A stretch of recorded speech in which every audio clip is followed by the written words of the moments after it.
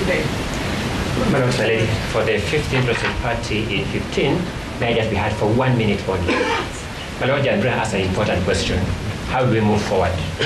Now the paradox as I got it, because I don't want to make speeches, is that my colleagues accused this side of making speeches, and in the process they made speeches. But having said that, my Lord, an issue has arisen following disclosures by my Lord Justice Mrima about how this bench has been constituted.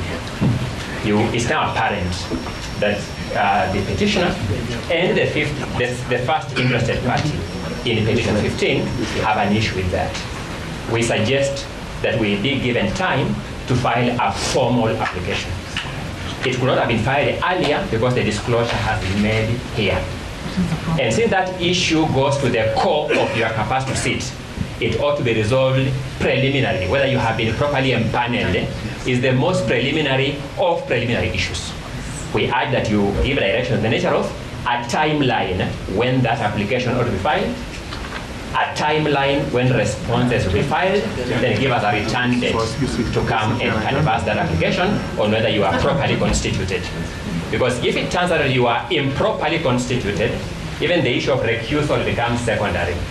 But if it comes out that you are properly constituted, then the issue of recusal now follows. I urge that if we follow that route, in accordance with my teacher's guide and Professor Gidu Muigai, there will be greater order and coherence. And I thank you. My Lord, is that an adjournment? Is that Mr. Ongoya applying for an adjournment? Because he's saying, and perhaps rightly or wrongly, that even the recusal application comes after determination of the question of empanelment.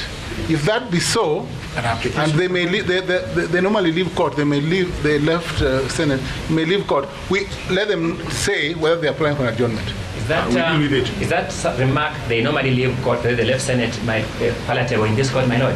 I need that. No, because it's an adjournment. No, is that remark palatable before my Lord and my Lady?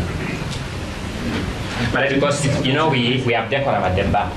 If you have a professor of law misbehaving at the bar, then there's a problem. I'm urging that you direct that remark be withdrawn first, then we make progress. I'm urging, my Lord. The remark was made in your presence. I'm urging it be withdrawn first, then I can respond.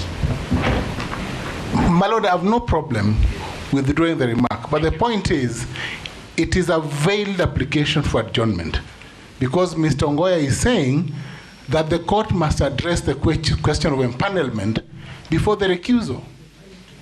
So why can't he just get to the point? I am answering the question now, but I know that he has withdrawn. He said he has no problem with withdrawing, but I didn't withdraw. I want him to withdraw first, my Lord, because I'm entitled to dignity. Ongoya, I have no problem with withdrawing. You're my friend, but no, I have no problem, my Lord. I withdraw the remark, but so Thank you. There is practice. Thank you. Let me now address the question as addressed. My Lord, Professor Ojienda was my teacher and my mentor of many years. I have no disrespect for him. I just want my own dignity asserted, because I can't protect my client's dignity if my own is in question. But having said that, my Lord Judge Mrima, you are a witness that the issue of how this bench was empaneled has been disclosed here when we are here. We have raised concerns through learned colleagues, Kibe Mungai, and learned colleague, Mr. Ndegwa, that we now want to take that as an issue. My colleagues have rightfully submitted that matter requires a substantive application. Rightly, we agree with them fully. But you'll agree with me that if you are improperly constituted, then you cannot make one more step. It's therefore in that request that my Lord Judge Mrima asked, how do we move forward? I also had my learned mentor, Professor Gidu Muigai, again ask, how do we move in an orderly manner? I'm suggesting let that substantive application be placed before you. Being as preliminary as it appears on the face of it, give back-to-back timelines on the compliance by the parties. Let the parties come and now formally address you on that question. Let us have a determination on that question. I humbly plead.